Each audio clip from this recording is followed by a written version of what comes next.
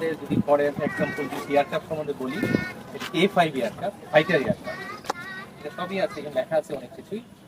এটা হলো কিভাবে এই সিকোয়েন্সে একটা পাইলট কিভাবে হয়। প্রথমে তারা ইন্টারমিডিয়েট পাস করার পরে আমরা বিজ্ঞপ্তি দেখি, তথ্য নির্বাচনী কেন্দ্র যেটা তেজগাঁও, এখানে আমরা পরীক্ষা দিই। তারা পাইলট হতে ইচ্ছুক, পরীক্ষা দেওয়ার পরে তারপরে জায়গায় এলাও হয়, তাদেরকে আইএসবি সেন্টারে পাঠানো হয়, ওইখান থেকে একাডেমিতে চলে যায়, যশোর একাডেমি। ওইখানে তারা 3 বছর প্রশিক্ষণ করে। প্রশিক্ষণটা কিভাবে হয়, বিভিন্ন স্টেজে হয়। প্রথমে 1 বছর ফ্লাই করে না, প্রথমে 1 বছর ফিজিক্যালি ফিটনেসের জন্য দৌড়াদৌড়ি এবং আদার্স ডিপার্টমেন্টাল কিছু সাবজেক্ট আছে, মিলিটারি হিস্ট্রি, এয়ার পাওয়ার, এগুলো তাদেরকে পড়ানো হয়।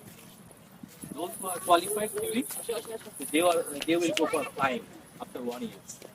তখন তাদেরকে 2 বছর ফ্লাই, ফর এক্সাম্পল 150 ঘন্টা ফ্লাইং কমিটমেন্ট থাকে, ইন্ডিভিজুয়াল ইনস্ট্রাক্টর থাকে। At present, all instructors from Bangladesh, they are the rank of squad leader or flight lieutenant, equivalent to captain or major. So, in year তাদেরকে observe করে flying এ, তখন ওইখান থেকে ওদেরকে qualify করে। যদি অনেকে ভমিটিং থাকে, তারা কোয়ালিফাই করতে পারে না, তাদের ড্রপ আউট হতে হয়। ফর এক্সাম্পল 20 জন স্টুডেন্ট জয়েন করলো, তাদেরকে 15 জন পাইলট হলো।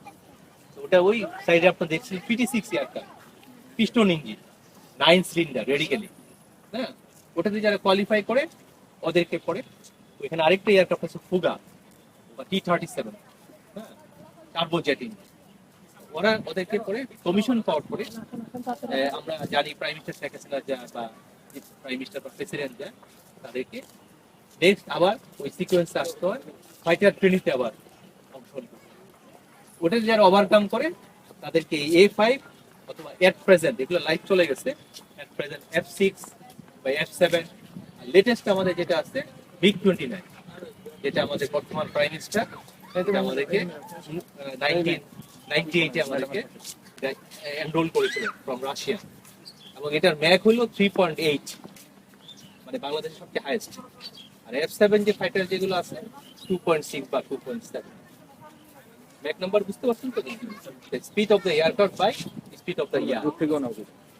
So as a vice principal আমি United College Aviational Science Management থেকে বলবো যে আপনারা যেটা অ্যারোনটিক্যাল যেটা পড়ছেন, এটার একটা বিরাট আমাদের কাছে সাফল্য যে মেইনটেন্স ইঞ্জিনিয়ার, এখন আবার শুধু পাইলটের কথা বললাম, এবং মেইনটেন্স ইঞ্জিনিয়ারও এখন নিচ্ছে ইয়ার করছে। এবং আপনাদের যারা আমাদের যারা প্রশিক্ষণ দিচ্ছে, আপনারা গ্রাজুয়েশন করার পরে ইউকে থেকে প্রায় 800 এয়ারলাইন্স আছে হোল ওয়ার্ল্ডে, লট অফ অপরচুনিটি।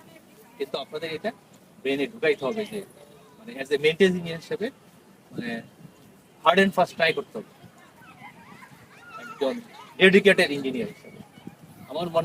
আমি মনে করি যে এই profession at present best profession in the world.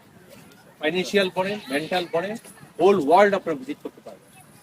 এই আশা রেখে আমার বক্তব্য শেষ করছি। বিমানের এভিয়েশনের ইতিহাস এখানে কিন্তু দেখা যায় যে বাংলাদেশের এভিয়েশন সেক্টরটা কিভাবে ডেভেলপ করছে। এভিয়েশন হিস্ট্রি আছে না, এভিয়েশন হিস্ট্রির জ্বলন্ত প্র্যাকটিক্যাল প্রমাণ একদম স্বাধীনতার সময়, যুদ্ধের সময় কি কি এয়ারক্রাফটগুলি ব্যবহার করা হয়েছে সেগুলি সমস্ত কিছু কেনা। এই জন্য এটা একটা বলা যায় যে বিমান বাহিনীর একটা চমৎকার একটা মানে সাধারণ জনগণের জন্য এটা করছে। আগে কিন্তু এটা অ্যাক্সেস ছিল না, কিছুদিন কয়েক বছর ধরে এটা করা হয়েছে যাতে তোমরা দেশ সম্পর্কে বুঝতে পারো, দেশের এভিয়েশন সম্পর্কে বুঝতে পারো, এবং দেশের এয়ারক্রাফটগুলি কি কি ছিল, কারা ব্যবহার করতে হয়েছে। আমাদের মাসুদুজ্জামান স্যার আসছেন, ওনারাই কিন্তু এটা ওনারাই কিন্তু এই পাইলটগুলি হয় এইসব এয়ারক্রাফট কিন্তু ব্যবহার করে তারা পাইলট। তারপরে এই যে এখানে ইয়াগুলি আছে, তোমাদের ইঞ্জিন আছে এবং গোলা বারুদের ইয়াগুলি আছে, এইগুলি কিন্তু সবগুলি কিন্তু দেওয়া আছে। এতে কি হবে, তুমি হয়তো এভিয়েশনে পড়তে আসছো, এই ইতিহাস তুমি জানলে, এই ইতিহাস জানলে এটাকে আরো কিভাবে ডেভেলপ করা যায়, তাই না? এটা দিয়ে শুরু হলো। তো তোমরা এগুলি সম্পর্কে জানবে যে আগে কি ছিল, এখন কিভাবে চলছে, ভবিষ্যতে তোমরা কি করতে চাও, কেবিন সিস্টেমটা কি হবে, ক্যাবিন ক্রুরা কি করবে, এয়ারক্রাফট ইঞ্জিনিয়াররা কি করবে, মেইনটেনেন্সের লোকজন কি করবে, এটিসির লোকজন কি করবে, এই সম্পর্কে তোমার ধারণা থাকবে।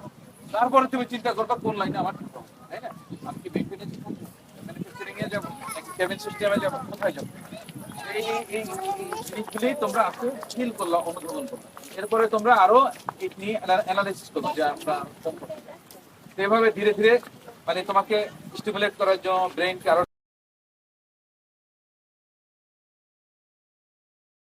কিছু জানি, কিন্তু আমি একটু আপনাদেরকে একটু এলাবোরেটলি এক্সপ্লেন করে দিচ্ছি ক্যাবিন ক্রুজের কাজটা কি। ক্যাবিন ক্রুজের কাজ আগে চিন্তা করা যায় যদি শুধু মিল সার্ভিস আর ড্রিঙ্কসগুলো প্রোভাইড করা, বাট এটা এখন এটা হচ্ছে শুধু সীমাবদ্ধ না। হ্যাঁ, ক্যাবিন ক্রুজের কাজ হচ্ছে সেফলি প্যাসেঞ্জার থেকে from one destination to other destination নিয়ে যাওয়া, তাদেরকে কমফোর্টের সাথে এবং তাদের সেফটি ইনশিওর করা, ঠিক আছে? যে কোনো মানে এমার্জেন্সিতে কিংবা প্যাসেঞ্জারের যে আনকমফোর্টেবল সিচুয়েশন অসুস্থতা কিংবা তার অন্য কোনো যে কোনো সমস্যা